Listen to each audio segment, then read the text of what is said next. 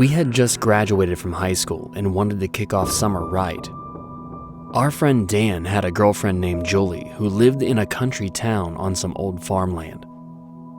We always had bonfires and large parties there due to never bothering anyone with our noise. Our friend Zach lived in the city and had never been camping out in the country before. He asked us about doing a camp out and getting several people together as a post-grad party. Dan and Julie loved the idea and they tried to set something up, but unfortunately, no one else can make it. We decided to just make it a small thing and we head up to Julie's house to scope out a camping spot. Her dad suggests some areas that he liked. Zach asks if he's ever seen any crazy things on his hikes in the woods. Her dad tells of a story he was told when he was younger of a small village that was on top of the ridge. It was a small private community and rarely had contact with any of its neighbors. After years of silence, a group from a neighboring town made the trek to the village to find it abandoned. All that was left was a small cemetery with no markings on the headstones. The story was that most of the people became sick from tainted well water and they started dying off. The survivors fled the town thinking it was cursed. Zach and I laughed the story off as it seems like something that we'd hear in a bad movie. Her dad tells us how to get to the cemetery. Being that we were looking for a little adventure, we write down what he tells us and pack our things to go and explore the ruins of this town. We left early in the evening and hiked for what felt like hours. We were told to hike north until we found an old fence, and then follow that west until we found some of the leftover foundations of the town. Clearly, we realized that her dad had just told us a ghost story of some sort, attempting to liven up the evening. We ended up finding a small clearing right before dark. It was too late for us to make a fire, so we just sat in the tent trying to scare each other with whatever story we could think of. I had a joke I would play on my friend Dan, where I'd get him to look my way, then shine the flashlight right in his eyes. Zach and I laughed about it until Dan decided to steal my flashlight away. We went to sleep shortly after, only I was occasionally awoken by Dan trying to get my attention. I was not falling for it. He had my flashlight and was probably going to try to get payback. So I'd tell him to shut up and go back to sleep.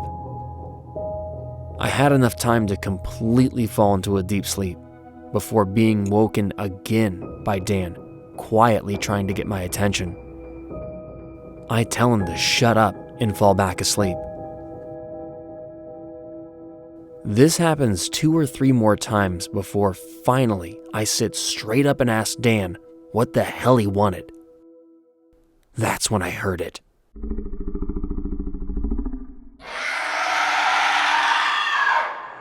A low growl followed by a high-pitched scream.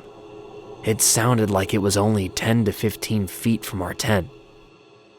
"What the hell is that?" I ask. Dan, with a shaken and scared voice, says, "It's been doing it all night." By this time, Zach was also awake and had heard the noise. It was a full moon that night, so we could see shadows from the trees casted on the outer walls of our tent. We stay very quiet, listening until one of the shadows start to move. We couldn't make out what it was, but it was circling the tent. It slowly makes its way to the back of the tent. At that point, Zach goes for the latch and opens the door, racing out into the night. We take off directly behind him, hearing the noise again. Only this time, it seemed to be chasing after us. Zach and Dan were ahead of me, running as fast as they could. I kept staring at the back of their heads, focused on running as hard as I could. The hairs on my neck stood straight up as I heard long footsteps closing in right behind mine.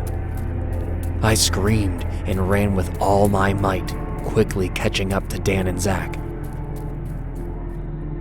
We made it down the trail into the pipeline, which was in the open, and went straight for the main road. We ran for probably a straight mile before stopping to take a breath. We were in the clear and off the ridge.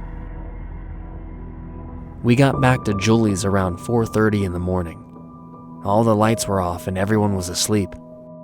We wake Julie up and she lets us in. We tell her something came in our tent and chased us through the woods. We ask if her dad was trying to scare us, and she swears that everyone has been inside the whole night. The next morning, Julie's dad took us in his truck to where we had set up our tent. He was laughing the whole time, claiming it was probably a coyote or even possibly a mountain lion. As we kept driving, he was surprised how far we had hiked. We completely missed his directions he had given us. The tent was still up, but our gear was scattered everywhere. As we were packing it all up, we noticed something about 15 feet away from where the tent was. A small stone cross with a crude carving of a name in it. Julie's dad seemed surprised, as he never knew about this. We looked a little further and saw other old stones with worn-down names on them, hidden by tall weeds. It was a burial ground. Julie's dad went from joking and laughing to dead serious. He sternly told us not to come up on this ridge to camp ever again. Once in the truck, he admitted to making up the story of the town and cemetery. The fact that we stumbled onto one didn't sit right with him. He said, "There's a lot of forest around here, and there's no telling what kind of crazy is out wandering around." To this day, I never can go camping without hearing that strange noise in my head. We all still want to know, what was it?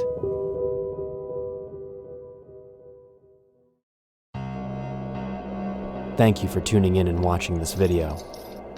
Please subscribe and toll the bell so you can get notifications on when we post a new video. I'll be reading stories from Reddit as well as local ones I've heard in my area. I hope everyone is doing well out there during these crazy past few weeks. Until next time.